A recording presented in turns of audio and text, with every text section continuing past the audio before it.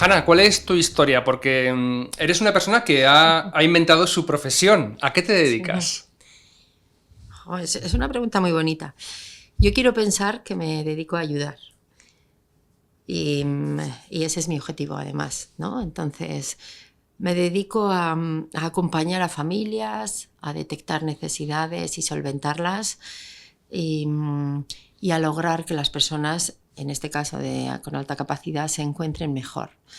Para eso, como necesitan un abanico muy grande, pues abarco competencias educativas, abarco competencias emocionales, competencias de gestión de familia, de recursos propiamente dichos también. Has pasado muy por encima por alta capacidad. Eso es lo que se llamaba superdotados en mi época, Sí, hace ya mucho tiempo cuando yo era niño. Entonces, tú prestas apoyo, a personas con alta capacidad. de acuerdo, tanto a adultos como niños Sí, sí, sí, y a sí. sus familias. Sí, sí, sí. Ajá. La alta capacidad no es algo que uno deja de tener cuando crece. De hecho, bueno, pues tenemos potenciales muy desperdiciados en nuestros mayores con alta capacidad. Pero bueno, claro, el momento de mayor cuidado tiene que ser la infancia y la adolescencia, que es cuando el cerebro empieza a esponjarse, a adquirir conocimiento, y esta es la cualidad esencial que tiene una alta capacidad, ¿no? Una sed de conocimiento y una capacidad de aprendizaje diferencial en cuanto a ritmo, en cuanto a profundización, en cuanto a intereses también. Ahí es donde tienes que acompañar. Cuando este acompañamiento no ocurre, pueden desembocar en problemas emocionales o sociales. Es decir, es muy importante partir de que la alta capacidad en ningún momento supone una patología o que lleve intrínsecas unas dificultades. Es gente sana que nace sana. Ahora, las circunstancias de estar al otro lado de la campana de Gauss, al este de la campana de Gauss, en un mundo que está pensado para la campana de Gauss, te coloca en desventaja. Y eso es una realidad que es muy comprendida en los que están un poco a la izquierda y donde hay mucha empatía, y tiene que seguir habiéndola, pero que parece olvidada de los que están al este. El apoyo que tú les brindas es más emocional que, vamos a decir, didáctico. Es decir, no sé si les enseñas a aprender Sí, sí. o a aprobar sus asignaturas, o más bien a gestionar las dificultades que ellos encuentran, por ejemplo, en colegios, vamos a decirlo, normales. Sí, el apoyo es lo que necesiten, y cada uno necesita una cosa. Efectivamente, hay chicos que están muy bien emocionalmente, y solo como no han necesitado adquirir unas herramientas que se adquieren en primaria, por ejemplo, pues llegan a secundaria, el volumen de información es muy superior al que estaban acostumbrados, y entonces no saben manejarla porque no lo han hecho nunca, porque no necesitaban seleccionar, no necesitaban hacer mapas conceptuales ni clasificar. ¿Por qué? Porque lo podían absorber todo. Entonces, cuando el volumen crece, ellos se sienten perdidos. Ahí necesitas una reconducción que es a veces simplemente de técnicas de estudio, pero adaptadas a ellos. Si es muy visoespacial, necesitará unas. Si es auditivo secuencial, necesitará otras. Ahí es donde tú tienes que saber qué tienes entre manos. Otras veces sí que vienen muy tocados emocionalmente, y entonces en ese caso tienes que intervenir en ayudarles a buscar el equilibrio, que al final lo tienen que encontrar ellos. Pero un equilibrio solo se puede encontrar desde el autoconocimiento, porque te tienes que aprender a gestionar. Si tú no eres consciente, si no te han informado de tu diferencia, pues buscarás el equilibrio con las herramientas habituales que están usando otros, y no te funcionarán. Ahí es donde empiezas a generar pues ya una sensación de desencaje, de un autoconcepto a veces confundido. Empiezan algunos con aislamiento, cada uno lo afronta, bueno, pues solventando las circunstancias que le hayan tocado. Otras veces lo que necesitan es recursos. Bueno, pues en ese momento lo tienes que buscar, pues alguien desde que le apoye y le dé unas clases de lo que necesite porque quiere saber más, no porque esté en una situación de dificultad. A veces son recursos solo de poner en contacto. Por ejemplo, fue muy bonito un trabajo con un chico que tenía yo que sabe desmontar motores.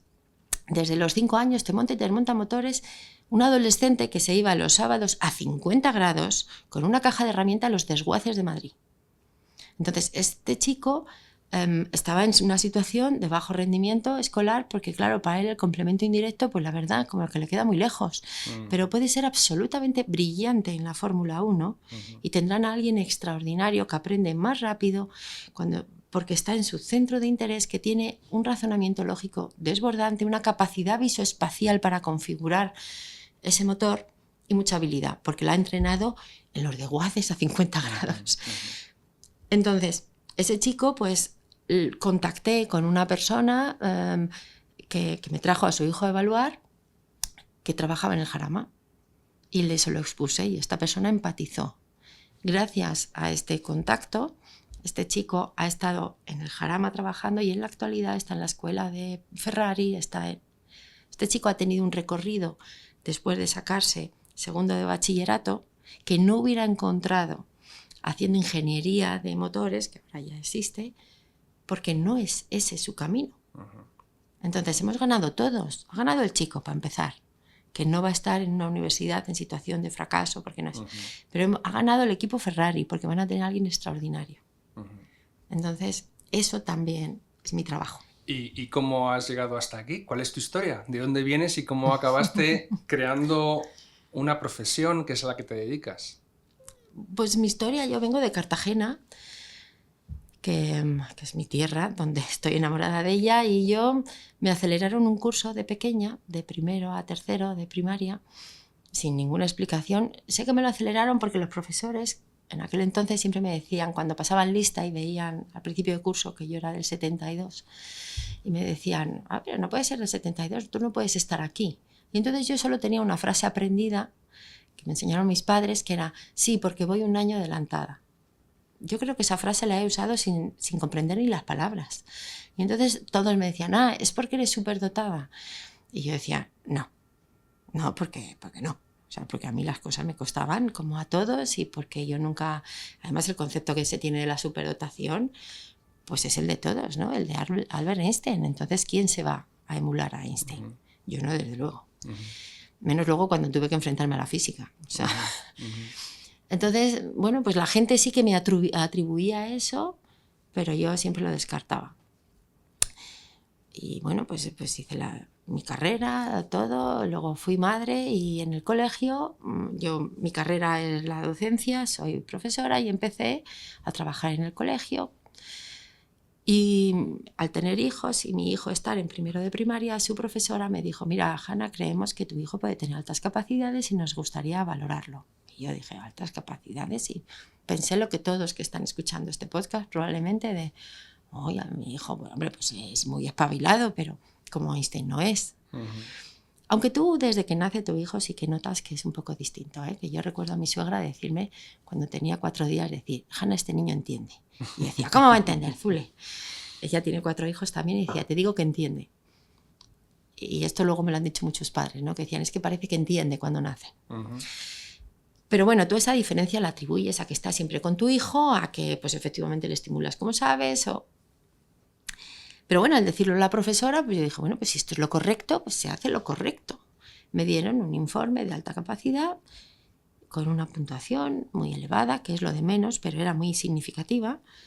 Y ese informe se guardó en un cajón y no se hizo nada con él. Tampoco yo, porque tampoco me informaron que tenía que hacer algo con él. Es una pena porque la ley del 2006, en su artículo, en la LOE, dice clarísimamente que es competencia del centro formar e informar a la familia. ¿Vale? Entonces yo debía de haber recibido una información adecuada. Pero bueno, lo dejas pues, en el cajón del cole y en el cajón de mi casa, en ambos. Luego, cuando ya llegó a tercero de primaria, empezó, con las dificultades que empiezan muchos, empezó a ser disruptivo, cada vez más... portarse mal. Sí, cada vez más disruptivo. Y ya en cuarto estaba en una posición de ira desmesurada, no en clase, en casa. En casa era muy duro de gestionar, tenía muchísima frustración, se despertaba por las noches, apenas dormía, no comía. La ira casi siempre va contra las madres, con lo que debe ser porque estamos siempre ahí, porque es su figura que todo va a perdonarlo, ¿no? Y entonces ellos contienen en los coles y sacan en casa la mayoría. Pero en clase, efectivamente, pues se le caía el boli 14 veces y a la vez 15, pues ya, Juan Carlos, fuera de clase. Yo encima, profesora del mismo centro donde él estaba, pues salía y le veía fuera siempre. Me decía, mamá, que estoy aquí otra vez. Yo iba al baño, lloraba, me secaba, otra vez a clase. Y empecé un periplo grande de 2 años en terapia de la Gestalt. Venga, de psicología. Pues no funcionaba, él no se sentía mejor. Luego, cuando tú te formas, te das cuenta de que es que la Gestalt no es adecuada para alta capacidad, siendo una terapia que yo comparto y por eso llevé a mi hijo, pero en alta capacidad no funciona. Yoga, madres e hijos, flores de Bach, hipnosis, o sea, a mí me valía todo, porque lo que tú necesitas es que tu hijo vuelva a tener un poquito de equilibrio y sea feliz. Yo tenía un niño que recuerdo muy bien, con 6 años, que una noche me llama, yo, o sea, a gritos, y salto por las cunas de que tenía gemelos al lado. ¿Qué pasa? ¿Qué pasa? Dice, ¿qué es la antimateria? Digo, mira, yo no sé lo que es la materia a las 3 de la tarde, pero a las 4 de la mañana la antimateria. Pero le tenías que solucionar esa duda, porque si no, no conciliaba el sueño. Entonces, con el iPad y dormida, le buscabas una explicación acorde a su pregunta de las 4 de la mañana. Esa curiosidad tan bonita, leía física cuántica, pero en el cole me decían que no tenía comprensión lectora. Y yo decía, bueno, a ver, digo, yo que lo hubiera dejado. O sea, que vamos por la página 300. Entonces, empezaba todo a desequilibrarse del todo, internamente, externamente, y tú te sientes atado, tienes algo completamente herido entre tus brazos y necesitas rescatarlo porque es tu vida. Y por encima de todo, tienes que salvarle. Y entonces yo junté mi experiencia profesional de 25 años, junté mi centro motivacional, que es lo que hace que una alta capacidad tenga su rendimiento, porque una alta capacidad fuera de su centro motivacional a veces, muy frecuentemente, es más torpe que los demás porque no controla. Es decir, fuera de lo que le interesa. Eso es. Entonces el interés es muy marcado. Dentro de tu foco de interés eres brillante y te sacan de él y dices, pues si lo que soy es medio lelo.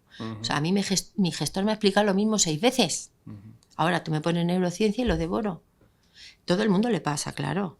Pero en alta capacidad esto es muy marcado. Y junté mi necesidad absoluta de rescatar a mi hijo y salvarlo. Y desde ahí empecé a estudiarlo todo, a consumir vorazmente formación. Me costó mucho encontrar, o sea, poder separar lo que eran criterios de opinión dentro de alta capacidad de lo que era investigación científica, que la hay, para encontrar cuál era la línea. Por eso, desde la fundación que hemos hecho, Indifferent Minds, intentamos ser muy rigurosos con la ciencia para que nadie pase por estos caminos que ya hemos andado. Y bueno, desde ahí diseñé una manera diferente de atenderla y adquirí un compromiso personal con las madres, con las familias y con los niños para que esto no se repitiera. Documentándome para la conversación, encontré un dato según el cual España tiene detectado el 0,47, o sea, una proporción ínfima. Son datos del Ministerio de Educación del año 2022. De la población con altas capacidades. Ahora, la pregunta es, ¿dónde están todos los demás? ¿De verdad estamos tan en mantillas? Es decir, ¿no existen realmente datos significativos sobre la alta capacidad en España cuando entiendo también por la documentación y por la ley que los centros están obligados a detectarlo, entiendo yo, y a actuar? Claro, o sea, cuando el Ministerio de Educación detecta en el año 2000 que la alta capacidad, las personas con alta capacidad se encuentran en un 70% de bajo rendimiento y un 50% dentro de ese 70% de fracaso escolar, las incluye en la ley orgánica como NEAES, necesidad específica de apoyo educativo. Eso les garantiza unos derechos que son, entre otros, la detección precoz, la formación e información a las familias, la atención inmediata en el momento en el que hay conocimiento, el derecho a que los profesionales que intervienen contigo estén cualificados. Pero eso se legisla, pero como ocurre con la legislación, por lo menos la educativa, que es de la que yo sé, no se supervisa, no se prioriza, aunque sea proteger a menores. Y no se dota de presupuesto, seguramente también, porque es destinar recursos. Bueno, pero realmente los recursos que se tienen que destinar es a formación del profesorado. Que no es poco. Pero, bueno, pero es que es un recurso muy sencillo, porque mira, si tú vas a los planes de estudios actuales, y la ley te estoy hablando que es del 2006, es decir, hace 19 años, siguen sin incluirse en las facultades de educación, ni de psicología, ni en pediatría, que tiene que derivar las somatizaciones, ni neurología, que está diagnosticando TDAs a veces, confundidos, porque las altas capacidades frecuentemente tienen comportamiento inatento, pero no son déficit de atención, o comportamiento hiperactivo, pero no es una hiperactividad. Y siguen sin aparecer, en algunos casos, ni siquiera una reseña a una neurodivergencia que afecta, según los expertos, a un 10% de la población. Esto es increíble. Entonces, aunque luego fundaciones y otros centros estemos intentando formar, no nos da tiempo a formar a tanta gente como sale sin formar.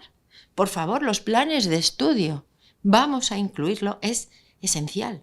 Colaboramos. Indiferentmente está abierta a ayudar a que se incluya una formación mínima, luego el que quiera que se especialice.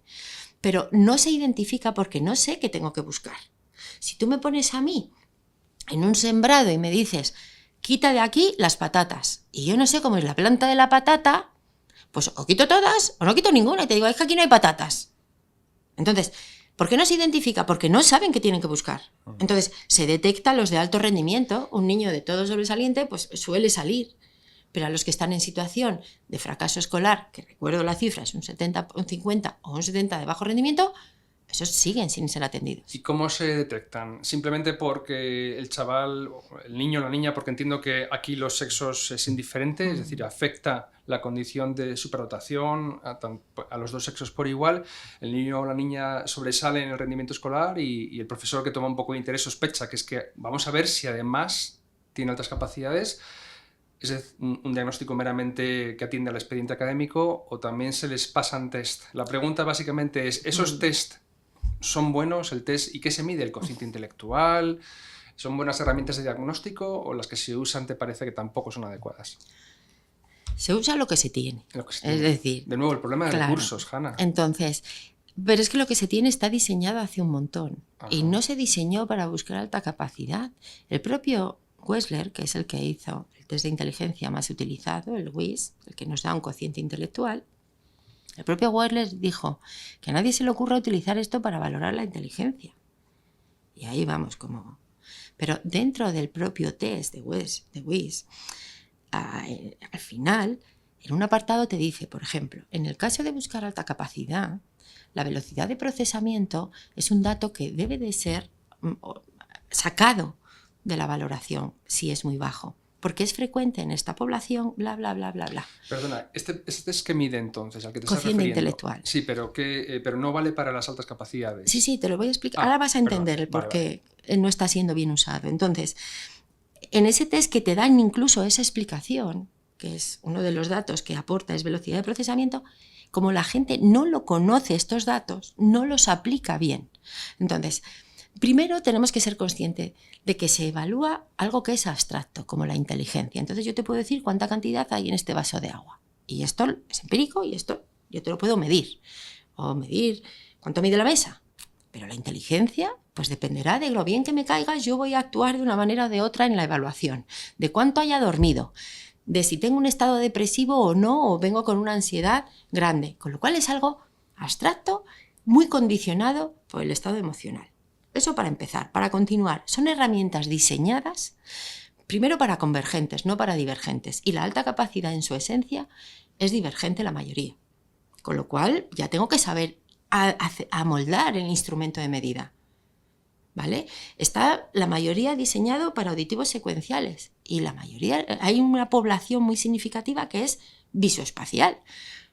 Todos esos sesgos, si no tengo el conocimiento de lo que busco y la esencia de lo que tengo que encontrar, puedo incluso una respuesta muy divergente penalizarla, cuando es precisamente lo que tengo que encontrar. Entonces los test de inteligencia que se tienen que utilizar, y yo no digo que no, es para sacar un perfil de si tenemos un potencial visoespacial, si tenemos la parte lógica, es para que el observador, el evaluador, valore los cómo está obteniendo esa respuesta en la persona, si está deduciendo, induciendo, si está comparando, a qué velocidad. Es para que alguien, un humano, lo traduzca luego en el informe. También tenemos que tener pruebas de pensamiento divergente, pero también tiene que tener pruebas de adaptación, de ansiedad, de personalidad. No solo conformarnos con una evaluación psicopedagógica, que es la que se hace en los centros, sino un diagnóstico del estado de la persona. No por nada, sino porque frecuentemente las personas con alta capacidad generan trastornos o dificultades que deben de ser también conocidas. Y digo, estoy haciendo todos estos matices porque ahora hay como una controversia entre si es diagnóstico de alta capacidad o evaluación psicopedagógica de alta capacidad. Es diferente. Un diagnóstico tendrá que intervenir un psicólogo clínico, que hay una norma ministerial que dice que en la evaluación de personas con superdotación debe de ser realizada por personal con competencia sanitaria, no solo educativa. Esa norma ministerial existe, no la he puesto yo. Pero luego, si yo quiero valorar cómo está la persona, haré un diagnóstico. Si quiero sacar solo una evaluación psicopedagógica para poner medidas educativas, pues lo haré en el cole con el orientador. Pero son cosas que se complementan, pero no es lo mismo. Hanna, ¿cuándo empiezan los problemas? ¿Hay algún punto de inflexión que me diga, mira, la mayoría de los niños es cuando van al instituto o cuando llega la pubertad y... ¿Hay algún punto de inflexión donde ya eso estalla y empieza a ser un problema para la familia que eventualmente acudirá a ti? Pues es que es muy dependiente del entorno cuando surge el problema. Si tú tienes un niño que es muy demandante y le vas acompañando y ha tenido suerte y la profesora no limita su sed de aprender, por ejemplo, pues entonces ese niño tendrá un recorrido válido hasta que se le cercene probablemente y le toca un profesor que dice, no, esto no te lo puedo enseñar porque no está en el currículum. O tú tienes que estar haciendo esto porque lo están haciendo todos. Ya, pero si este niño ya sabe leer y escribir, ¿por qué tiene que estar aprendiendo la M con la A? Entonces, no, porque es lo que toca este año. Bueno, pero es que lo que toca ya lo ha hecho. No estoy diciendo que no lo tenga que aprender, estoy diciendo que ya lo sabe. Entonces, depende del recorrido que se le dé, los problemas surgen antes o después. Pero sí que es cierto que hay un periodo donde son muy vulnerables, que en mi experiencia profesional es cuarto de primaria, tercero. Y explícanos, ¿a qué edad corresponde? Y dentro del ciclo es un punto de transición antes de empezar a lo mejor el bachiller, la secundaria. No, este corresponde a los 9 años más o menos, sí. Ahí generan por lo general un mal humor, que es donde toda la ira es como que hubieran acumulado toda la frustración y ya dicen, mira, hasta aquí hemos llegado.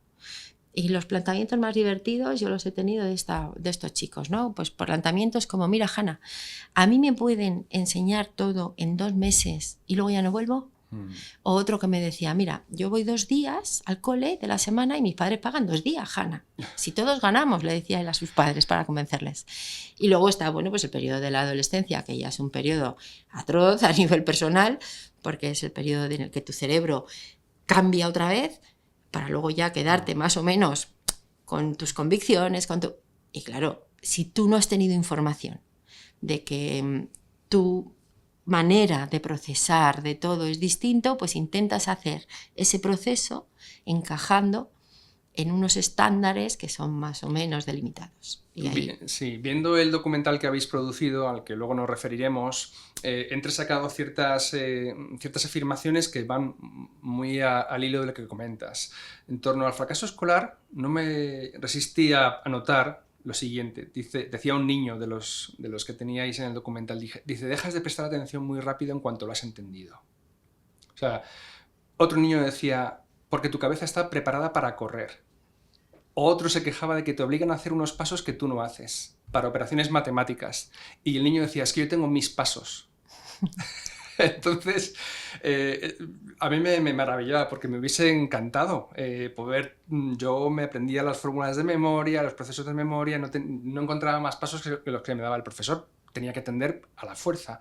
Claro, estos niños, si su cabeza está preparada para correr, en algún momento del documental dices tú, aprenden a desconectar para no hacerse un lío. Ellos ya lo tienen, y saben que lo demás les va a confundir. Y como evitamos la confusión, desconecto, me distraigo y ahí es cuando empieza a ser problemático o disruptivo, como dijiste, en clase. Pero es que estos datos realmente salen de escucharles. Es que no les escuchamos nada. Pero es que incluso vosotros haríais un estudio de mercado para ver cómo diseñaríais herramientas o cómo diseñaríais. Aquí se diseñan herramientas y se intervienen chicos sin haberles ni escuchado, ni qué les parece, ni cuál es el impacto que está teniendo. España tiene un sistema educativo que tenemos que hacer, tienen que hacer los niños lo mismo, en el mismo momento, de la misma manera, con el mismo entusiasmo y con las mismas herramientas. Y eso es que ni en las plantas ocurre. Si tú tienes todas las plantas y las riegas lo mismo, los cactus los van a pasar canutas. Sin embargo, en los niños, en el terreno educativo, porque si yo esto te lo extrapolo, por ejemplo, al plano deportivo, tú no concibes tener a un nadador que, como tiene 7 años, ha batido el récord, ¿vale? Antes, pero como va a clase de natación con 7 años le ponen manguitos. Bueno, con 6. Eso dirías, pero esto qué tontería es, pero si mi hijo viene a batir el récord. Y tú quieres que le guste ir a la pisci, con los manguitos, que por cierto le están rozando. Pero además, si él, a pesar de llevar los manguitos, llega antes al borde de la piscina, le dice el profesor, no, tienes que esperarte.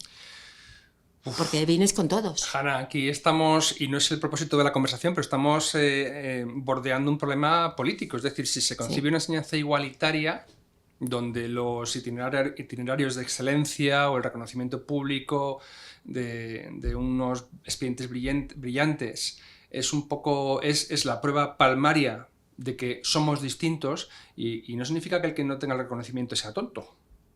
Significa que hay gente que tiene más capacidades, porque además obligar a la niña que es de matrícula de honor a conformarse con el 7,5, con el notable, es una injusticia para esa niña. Uh-huh. Bien que para los demás, pues bueno, les facilitas el sentirse igual de bien que el primero de la clase. Uh-huh. Pero es que eso entonces es engañar a todos, a ambos, me parece a mí. No, es darle a cada uno lo que necesita y eso generaría mucho confort. Eso sería tratar correctamente a los menores y decir, ¿qué necesita este menor? Es que yo no quiero una enseñanza igualitaria, yo quiero una enseñanza individualizada, una enseñanza equitativa, donde cada niño se pudiera sentir seguro de que va a ser atendido en lo que necesite. Tú no concebirías tener a una persona, a un niño con dislexia, haciendo la misma cantidad de dictados y baremándolo exactamente igual que a una persona que no lo tenga. Y dirías, eso es muy injusto, Hanna. ¿Y por qué es justo un niño que sabe sumar, multiplicar, restar y dividir, que esté haciendo series de números como esta mañana me ha pasado? Uh-huh. ¿Eso es justo? Uh-huh. No, pues si hablamos de justicia, la justicia será para todos. Uh-huh. Y si hablamos de que es justo esperar a unos, será justo darle alas o no cortárselas a los que las tienen. O sea, que es justo reconocer la diferencia. Es imprescindible. Es que desde la igualdad es ser mediocres. Es que somos distintos. Es que es mentira.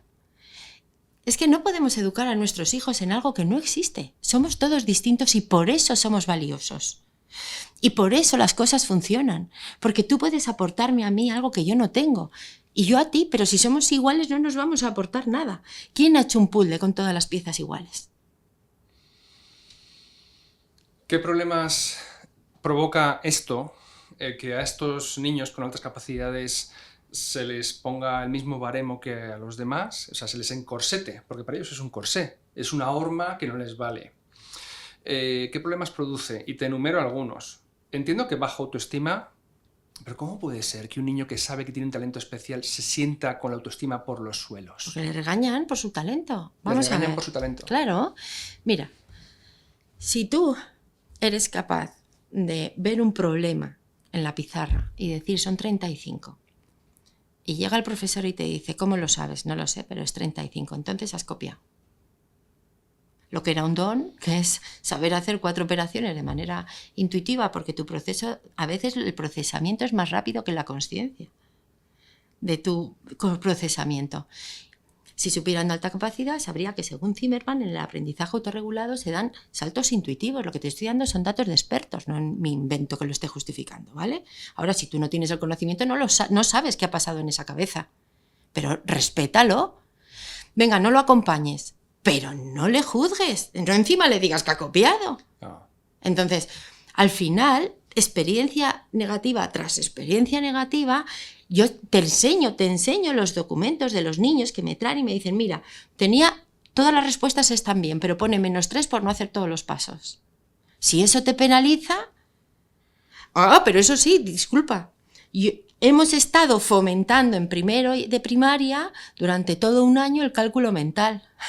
Y luego cuando lo ejercitan de manera natural se les penaliza en quinto. Claro. Hombre, no. Entonces supongo que de ahí es muy fácil caer en depresión y el que no cae en depresión a lo mejor se vuelve agresivo. Hombre, y en ansiedad, y en falta de sueño, y en trastornos de la alimentación por el perfeccionismo, y en no solo la autoestima, es el autoconcepto el que está confundido. Es que yo creo que me está pasando algo que está mal, porque nadie me ha explicado esto. Mira, te pongo un ejemplo. Si tú eres zurdo, ¿vale? Y yo no te informo de que los zurdos... Y te doy unas tijeras, te doy unas tijeritas y te digo, toma, ponte a recortar con todos tus amigos. Te doy unas tijeras de diestros que tienen las cuchillas para el otro lado. Y entonces tú, con tu mano izquierda, coges las tijeras de diestros que tú no tienes el conocimiento de que las cuchillas están al revés. Y te pones a cortar. Y eres un zote. Aquello no y encima te queda de pena. Uh-huh. Que le has puesto todo tu entusiasmo, pero te ha quedado de pena. ¿Tú cómo te sientes? ¿Tú vas a querer volver a cortar? Vas a decir, no, que esto me ha salido fatal. Y encima he sido de los últimos. Ahora, si yo te informo y te digo, mira, tú esto a pesar de todo lo has hecho fenomenal, porque lo has hecho con unas tijeras que no funcionan. Ahora les voy a dar a todos las tijeritas de zurdo, ¿vale? Y tú de zurdo. Y ahora cortamos lo mismo. ¿Ahora quién? A ti te acabo de colocar, tú acabas de comprender que eres zurdo y no te pasa nada. No te posiciona ni en ventaja ni en desventaja, solo eres distinto. Y entonces yo te voy dando información de tu diferencia. Y te voy explicando, acompañándote mientras creces, por qué estás procesando a lo mejor con tanta intensidad emocional esto. ¿Por qué vienes diciendo del patio, es que no es justo, no es justo, no es justo? ¿Por qué no te entienden tu ironía? Pues porque tú la has desarrollado antes, pero los de tu clase aún no. No son tontos, cariño.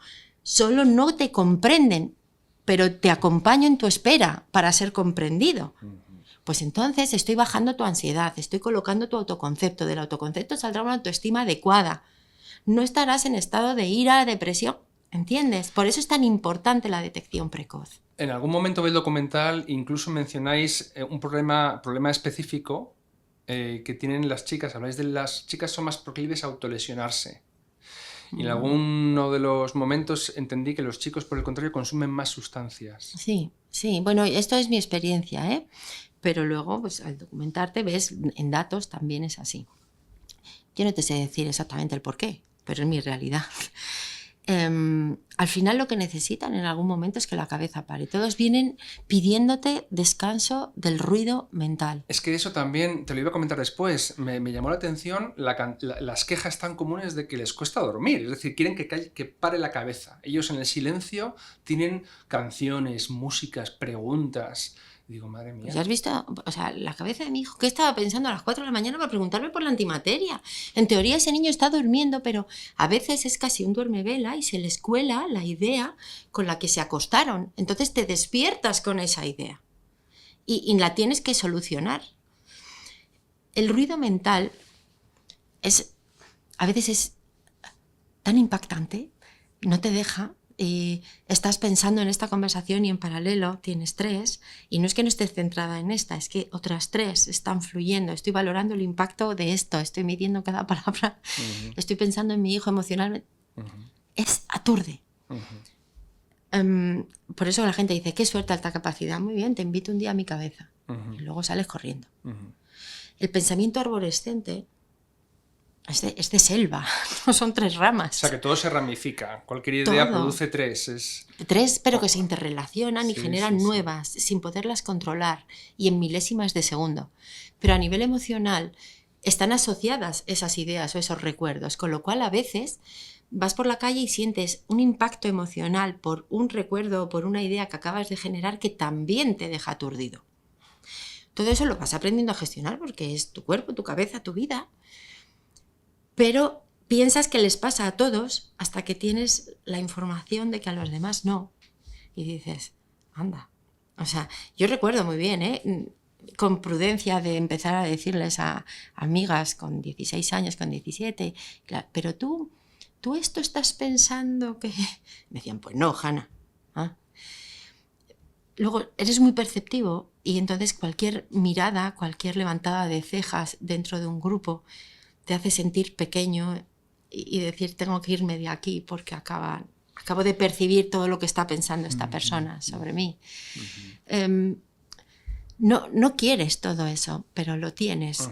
Y si no lo sabes manejar o poner en cuarentena a ratos, es abrumador. Hanna, el acoso escolar creo que también será otro problema. Y aquí habrá acosadores, es decir, niños que por su situación, la forma en que dan rienda suelta a esa frustración es ellos con altas capacidades se vuelven acosadores de otros, se vuelven violentos hacia sus compañeros, pero también habrá otros que reciban esa violencia, que porque son diferentes, la clase, esa campana de Gauss, esa mediocridad en la que estamos todos, los demás, se cebe con ellos, porque son diferentes. Yo, sinceramente, de la población con la que he trabajado, son muchos, yo no he tenido ningún caso de niño que acose, salvo uno, ¿vale?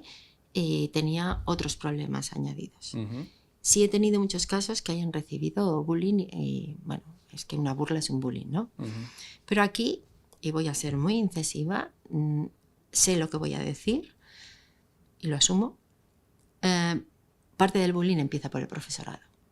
Cuando un profesor se atreve a decir delante de su clase, y son muchos, porque si no yo no estaría diciendo esto, y por encima de todo soy maestra, tú eres muy listo pero no lo pareces, o parece mentira que seas superdotado, o este diagnóstico está mal, o te podría decir tantas, ahí acabas de cargarte a esa persona socialmente en tu clase y justo la persona que le tiene que proteger.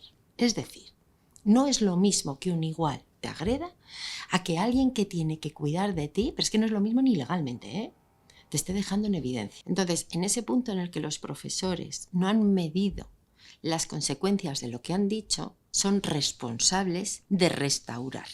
Porque aquí cuando uno hiere, tiene que restaurar. Y tampoco se hace, luego no se cierran los procesos. El niño sigue siendo cuestionado.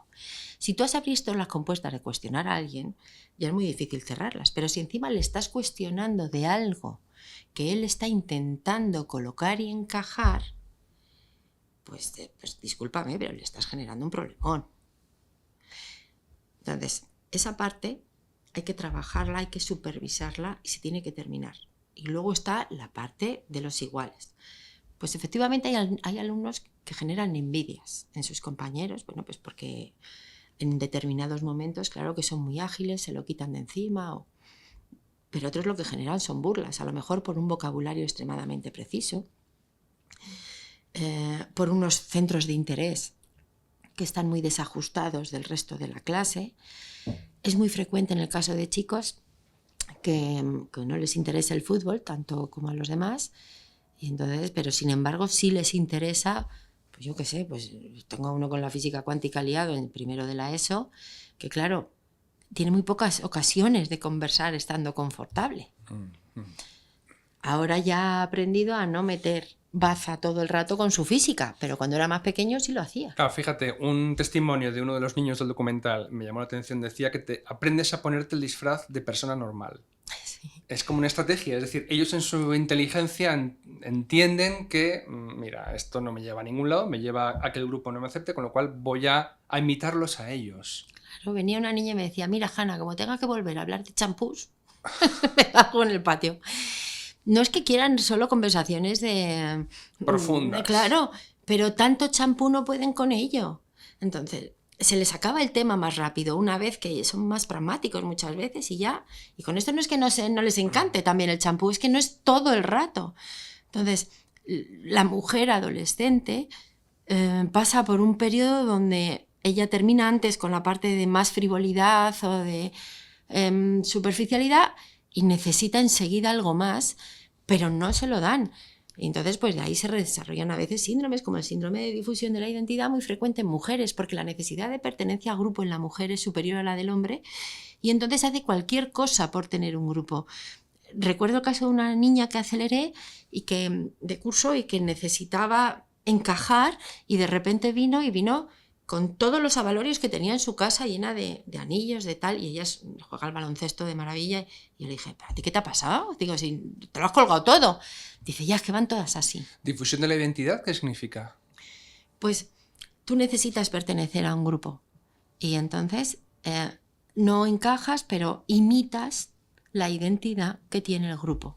¿Cuál es la dificultad? Que cuando no lo consigues y quieres volver como aquel que dice, aceptas que no eres como ellos y necesitas encontrar quién eres tú, pues no sabes dónde tienes que volver, porque no te has construido o porque te has difuminado. Y te sientes en tierra de nadie. Y dices, Sara, ni puedo estar ahí, ni puedo estar en otro lado, ni... Me equivoco si te digo que me parece probable que a la mayoría de estos niños se les acabe medicando para cosas que no tienen realmente. Es decir, ¿cuántos de estos niños tienen medicación antidepresiva cuando su trastorno no es que sean depresivos? Muchos. Algunos sí que la necesitan porque han generado una depresión y necesitan salir de ello porque la depresión no es una enfermedad física. O sea, una zona del cerebro, los neurotransmisores están dejando de funcionar. Pero, por ejemplo, es más frecuente niños medicados de TDA que no lo son. Ahí hay mucho. Pero claro, las familias van buscando respuestas. Como no hay formación, pues cuando te dan la respuesta tú tienes que dejarte aconsejar. Tienes que confiar, pero confiar también en el profesor, porque si tú vas como padre y dices, mira, yo es que he leído un artículo y veo que mi hijo tiene muchos datos, y el profesor le da, dice, no, pero ¿qué va? Eso es imposible. Bueno, pues entonces te guardas tu intuición de mi hijo puede tener alta capacidad y la guardas porque, claro, el docente te dice que no, el pediatra te dice que... Bueno, pues piensas que el problema es tuyo. Hay un momento en el documental que dices, familia y escuela tienen que darse la mano y ahora con frecuencia hay rivalidad. Parece que cuesta comprenderlo. Claro, porque, a ver, yo no quiero que ningún profesor piense que le estoy cuestionando. No cuestiono al profesor. Cuestionaría a cualquier profesional que no estaría cualificado para desempeñar su profesión. A cualquiera. Ahora, yo te digo una cosa. Yo llevo mi coche, por ejemplo, al mecánico y no me dice, uy, esto no sé hacerlo. Sin embargo, las familias van al cole y dice el profesor, es que yo de esto no sé. Bueno, pues si no sabes tendrás que aprenderlo, ¿no? Porque lo exige tu profesión. Vamos, pero tú, un abogado, salen leyes nuevas. Se las tendrá que saber, ¿no? Un médico, a ti te dice el médico, no, yo solo sé operar apendicitis abriendo un canal. Ya ves que ya existe una técnica que son 2 puntitos, oiga. Entonces tú, el docente, no todos, por supuesto, porque hay docentes que son de quitarse el sombrero, pero hay muchos que están en una posición de yo eso no sé hacerlo. Pues te tienes que formar, como todos, en todas las profesiones. Otros docentes ni siquiera conocen la ley orgánica, se la tengo que contar yo. Si tú estás ejerciendo una profesión, tienes que conocer la legislación que rige tu profesión.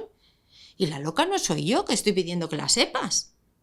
Entonces, a veces cuando acompaño a las familias y se lo intento que lo entiendan muy bien, vais a ejercer el derecho que tiene vuestro hijo, no vais a pedir un favor. Y el loco será el que se quiera saltar ese derecho, no vosotros que queréis que se cumpla. Entonces vas a un colegio y te dice dirección de centro y se queda tan a gusto. Este colegio es privado, pues que se vayan a otro. Aquí no atendemos a la alta capacidad. Hombre, mira. Caramba. La ley orgánica pone que es de aplicación a los centros públicos, privados y concertados. Pero aquí no lo hacemos. No tenemos un sistema que tenga consecuencias de esto. Las familias recurren a veces a inspección, otras veces no recurren. E inspección te dice, no puedo hacer más. Entonces están encerrados. Tenemos menores en situación de riesgos con leyes que les protegen y nos hemos conformado con que no se cumplan. Y esto es una realidad no inventada por mí. Y desde luego la solución tampoco consiste en centros especiales donde se hagan guetos, guetos de listos. Y ellos no quieren tampoco. Se trata de que el docente, mira, hay una asignatura que se llama didáctica. Y esa asignatura te enseña a enseñar diferente. No te enseñan los contenidos de lengua y de matemáticas y de tal. Que además es que para eso no necesitan a un profe, pero si estamos enseñando en el siglo XXI, igual que en el XX, si mis hijos tienen ejercicios que son iguales que los que yo hice, eso está mal, porque el mundo da 14 vueltas y la última, la vuelta 15 con el ChatGPT. Educación tiene que ir al mismo ritmo que el mundo y si no se queda atrás y le han adelantado los chicos. Entonces, es una profesión complejísima, es que es una profesión de superhéroes. ¿Quién dijo que ser maestro era fácil? No, es chulísima, para mí es una profesión, o sea, a la altura de médicos. Los médicos cuidan del cuerpo, los profesores cuidan de las cabezas. Y juntos, cuerpo y cabeza, generan personas. Vamos a darle la importancia que tiene, vamos a formarles como necesitan para lanzarles a las aulas y que nuestros hijos estén en manos de los mejores. Y por cierto, vamos a pagarles lo que se merecería toda esa formación. Tienen que saber mucho los docentes, porque tienen que saber educar en la diferencia. A cada uno lo que necesita, porque nuestra ley se basa en la equidad de educación, no en la igualdad, por Dios. Y si cada alumno, cada menor tiene lo que necesita, nosotros como sociedad podemos estar tranquilos. Si no, no. Una sociedad que no cuida de sus niños es una sociedad que no está bien. Del documental yo también apunté un cole en el que le dejen ser él, ¿no? Me llamó mucho la atención esa idea de que estos niños no pueden ser ellos, donde pasan la mayor parte del tiempo y muchos años, los años formativos, ¿no? Un poco triste, Hanna. Me parece que es una situación lamentable, francamente. Pero vamos a empezar a hablar de esperanza. ¿Cómo llegan a ti los padres? ¿Cuál es el canal? Es decir, ¿cómo una familia con un niño con los problemas que acabamos de repasar acaba encontrando a Hanna Martínez Piqueras? Pues los padres que escuchen esto dirán, pues muy difícil. Porque tú eres una, no sé, no te Ya. has replicado un ejército de 100 como tú. O sea, Claro, pues ¿cómo por eso hemos llegan? hecho una fundación para que ese acceso sea más fácil. ¿Pero es el profesor o los padres buscan en internet? O... Los padres suelen buscar en internet. En Ahora hay algunos pediatras que derivan, otros son profesores. Los medios de comunicación, bueno, yo no tengo redes sociales ni nada, pero los medios de comunicación hacen, pero realmente es el boca a boca. En mi caso ha sido el boca a boca. Pero bueno, hemos hecho una fundación Indifferent Mind para que esto podamos atender a más gente, para que se sientan acompañados y con todas las necesidades que puedan tener en este proceso cubiertas.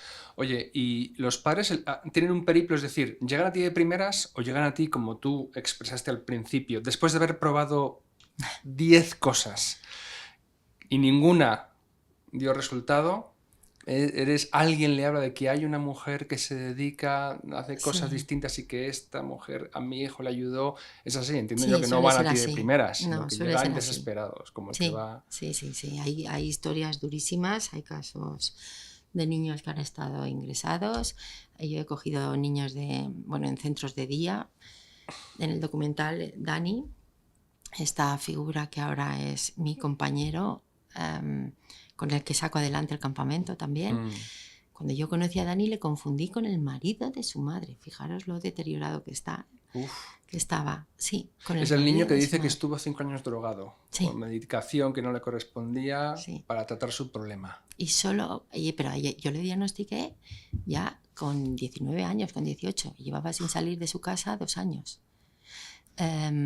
Estaba, con un problema de colon irritable, que no salía de casa sin comprobar antes el baño de donde estaba. Tenía una medicación grandísima y me escuchó en una charla que di y aceptó. No se me olvida porque en esa charla es una anécdota muy bonita. Yo estaba dando la conferencia y al fondo a la derecha había una persona que yo creí que era el marido de la señora de al lado, que no levantó la cabeza en toda la charla. Y yo decía, es asqueroso, que ni mira ni nada. Y pasaron los días y llamó a mi puerta. Y dije, uy, tú eres el del fondo a la derecha. Ahí empezamos esa persona estaba asolada por dentro. Había estado en miles de profesionales. Tomaba una medicación fuertísima.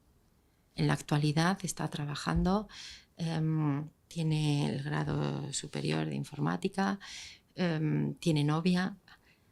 A Dani, cuando yo le conocí no dejaba que nadie le besara ni le tocara. ¿Qué años tenía Dani cuando lo conociste? 18 a punto de 19.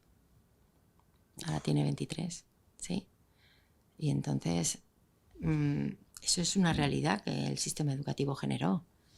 Y Dani en el documental cuenta solo la mitad de su película. Si se conoce entera es demasiado dura. ¿Qué es DAC-PAC? D-A-C-P-A-C. DAC-PAC. Que por cierto, como tantas cosas en el documental, dice todo sale de la cocina de Hannah.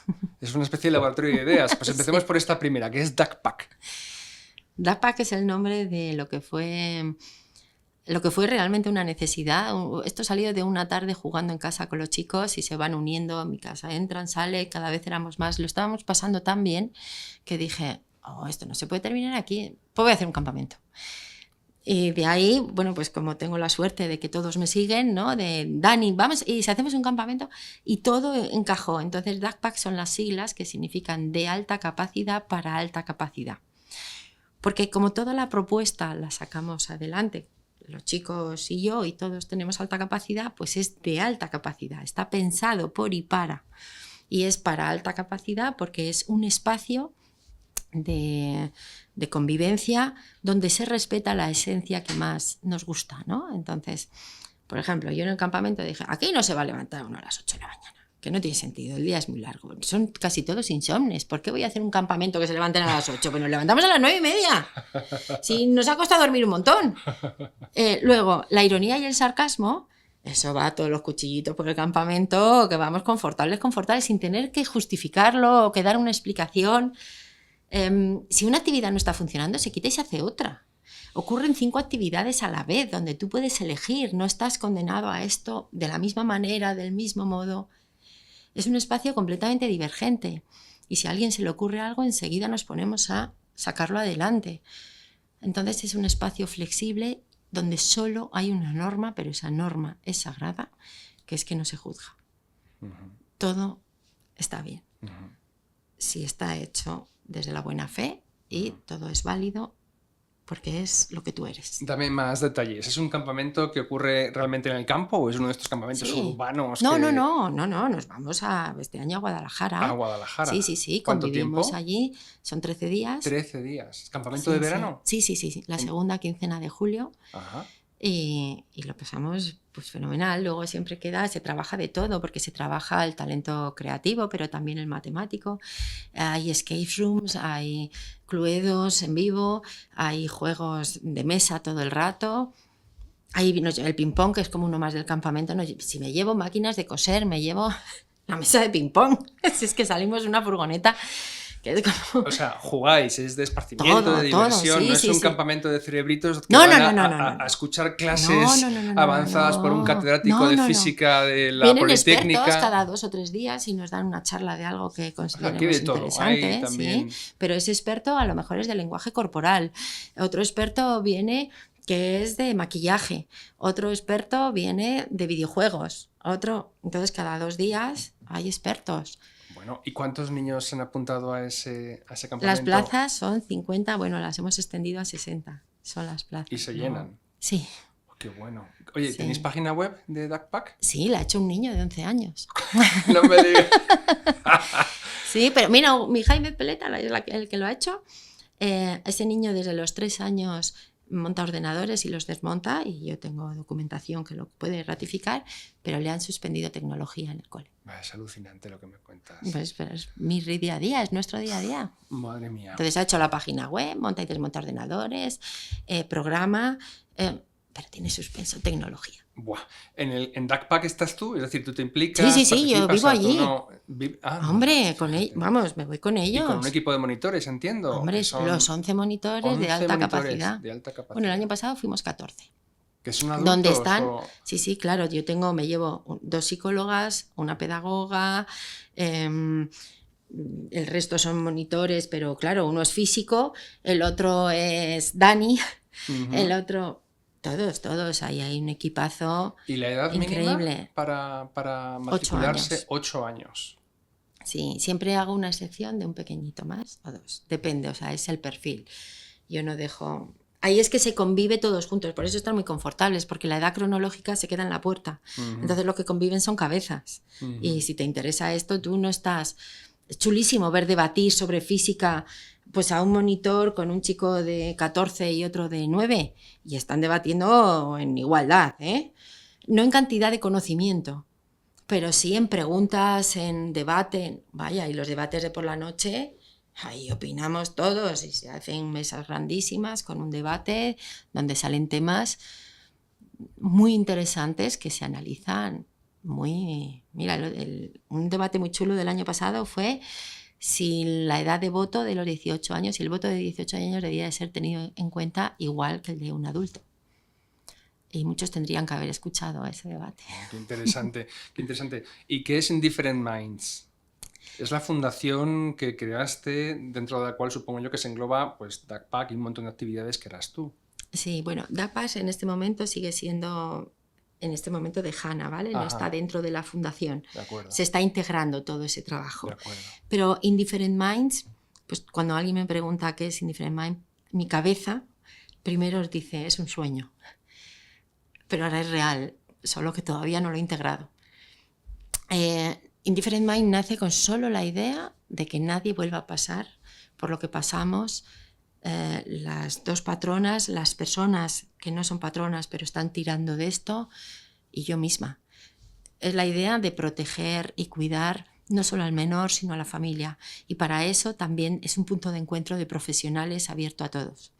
En el espacio que hemos creado, que se llama The Box, precisamente por lo de out of the box, pues que sea nuestra caja, es un espacio de 300 metros cuadrados donde las familias y los chicos podrán ir a merendar. Está lleno de recursos, pues eso, con las máquinas de coser, la sala de música, la sala de plástica, sala de estudio, donde van a ver clases todo el rato de lo que sea, y tú dirás, ¿qué se está haciendo ahí? Pues ahí voy. El otro día, cuando estaba limpiando el local, cuento esta anécdota porque representa que es Indifferent Mind. Pues un chico tenía que dar una clase particular que está dando a otra, ¿no? Un chico que está ahora en físicas, 19 años, y le está dando clase a Jimena de física de 16 años, que va acelerada y está en segundo de bachillerato, pero es totalmente creativa y la física le está costando un pelín.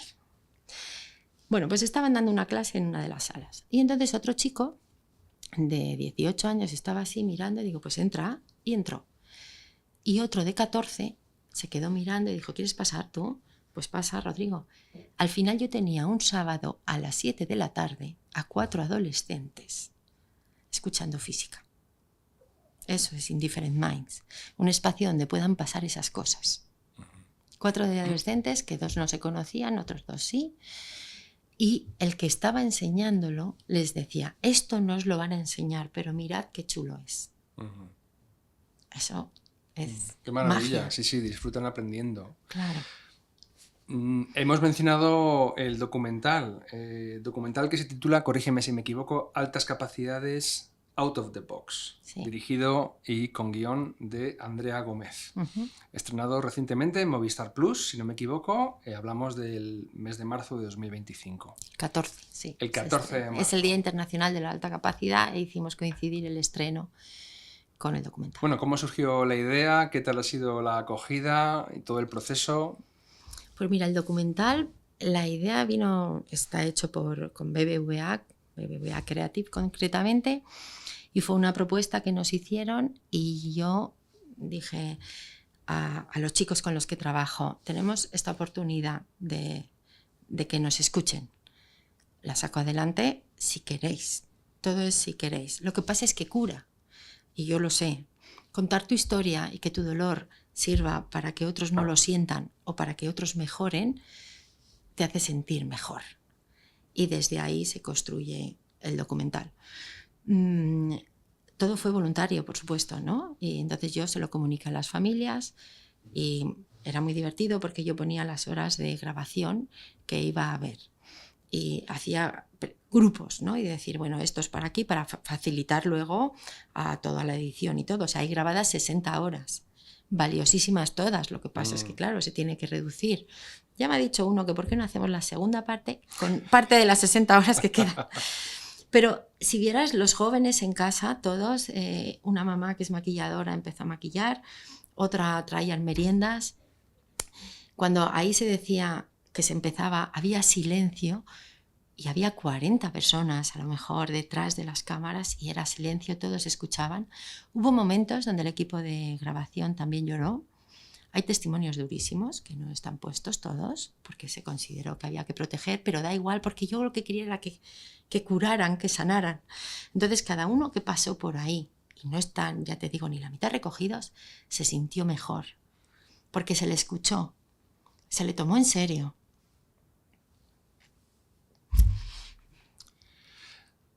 Perdón.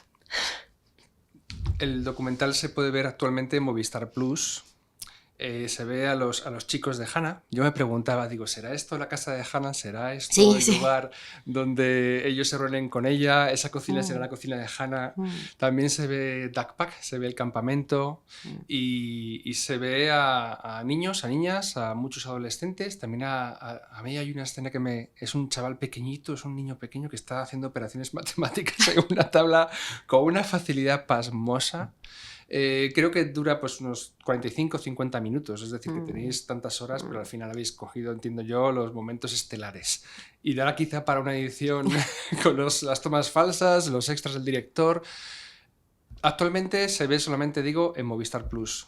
¿Qué estáis intentando hacer para darle más difusión? Bueno, pues que cuando se termine el periodo que está pactado, no sé si esta palabra es correcta, pero para mí, en mi ignorancia, es pactado con Movistar, pues que se pueda divulgar en todas las plataformas posibles, porque está hecho para compartir, está hecho para quitar estereotipos. El objetivo es que dé consuelo a unos, información a otros. Yo escribí en mi LinkedIn, que es mi única red social, cuando iba a salir la noche anterior, que fíjate que lo había visto veces, pero para mí me sentía como muy blandita, ¿no? Porque yo sentía que iba a exponer a todos esos chicos a la luz y me sentía completamente abrumada. Entonces puse en LinkedIn que por favor, que se acerque al documental, que lo haga sin juicio, porque ha sido hecho sin un rigor científico. A lo mejor que sí que aparecen científicos que yo elegí además con todo el respeto que me generan. De hecho, bueno, pues Javier Turón es patrón honorífico de la Fundación, pero lo ha sido después de este documental. Silvia Sastre, el propio Renzulli. Entonces, esa gente le da la validez y el rigor científico. Y los chicos le dan la validez humana, porque son su historia y en ese punto no puede ser cuestionada. Él lo ha vivido así. Así que nadie puede decir, ya, pero es que esto no es así. Si ese chico lo ha vivido así, es así. Y como tal, hay que recogerlo. Y como dice María, tan bonita, no todos los que tienen alta capacidad lo pasan mal. O sea, no hemos intentado dar una imagen de nada. Solo contar nuestras historias. Muy bien. ¿Vais a hacer alguna gira de promoción, conferencias? ¿Qué tenéis en...? Lo que nos llamen, nos encantaría, pero no. ¿Tú estás disponible para Yo estoy hablar? Disponible para todo, porque una de las tareas, además de Indifferent Mind, es divulgar. Y siento mucho peso cuando hago esto, porque siento que soy la voz y lo tengo que hacer muy bien. Pero, por supuesto, me encantaría, pero... Yo a veces he dado alguna conferencia con los chicos y no ha habido ni una vez que yo haya dicho, me acompañáis, que voy a dar una conferencia, por ejemplo, sobre salud emocional. Si vosotros me ayudáis a contarlo, es más fácil. Se han expuesto ante públicos, han contado sus historias, se han dejado hacer preguntas. Eso no lo hace cualquiera. ¿Cómo puede la gente interesada contactar contigo? Es decir, una madre ve esta grabación y ¿cuál es la forma? ¿Has dicho LinkedIn? ¿No tienes otras redes sociales? No, ¿O directamente en la página web de la Fundación? Sí, la página web de la Fundación. Podría llevarte a lo mejor a su colegio o a algún centro a que tú hablaras. Sería magnífico. Organizar incluso una proyección pública Sería cuando se pueda. Sí. De acuerdo. Sí. Pues oye, enhorabuena, Hannah, me parece que es un proyecto precioso. Yo he visto el documental, muchísimas gracias por facilitarme las pistas para encontrarlo en Movistar y ojalá sirva esta conversación para que tu trabajo tenga el eco y la llegada, el alcance que se merece. Te agradezco muchísimo este espacio, esta oportunidad. Te agradezco muchísimo el confort de poderte hablar sabiendo que estás comprendiendo y no juzgando. Y la mirada que me ayudas a dar en esta dirección, porque no puede seguir la gente pensando que esta gente no necesita nada. Y yo, hace 3 semanas, un director de cole lo que me dijo, es que esos Hannah no necesitan recursos, no querrás quitárselos a los que sí. esto no es así. Una madre en el documental dice: no estamos mejor equipados para la vida que el resto de las personas. Esa fue una frase que yo me quedé, porque se tiende a pensar que sí. Desconocemos, que no es que seáis una especie de superhéroes a los que no os afecta nada. No, solo si... Yo te voy a decir, si solo somos normales, porque es así como nos sentimos, ¿no? En Daft Punk, por ejemplo, el que no es normal es el que no le gusta el sarcasmo y la ironía. Entonces, somos menos frecuentes, somos menos, pero no nos pasa nada. Somos iguales que los demás. Solo vivimos con mucha intensidad, a un ritmo muy rápido a lo mejor, o manejamos mucha información a la vez, pero nada de todo eso tiene que ser un hándicap si es respetado. Entonces, no somos poco sociales, solo a veces nos cuesta estar en algunos temas, pero ponemos todo de nuestra parte y no lo hemos elegido. Entonces, no podéis pensar o minimizar el esfuerzo que hay detrás de muchos niños en el patio ahora mismo, según estamos grabando esto. Hanna, gracias por venir a Value School. Gracias a ti. Y enhorabuena por tu trabajo. Gracias también. Por el nuestro, porque es mucha gente la que hay detrás de mí. Así que gracias.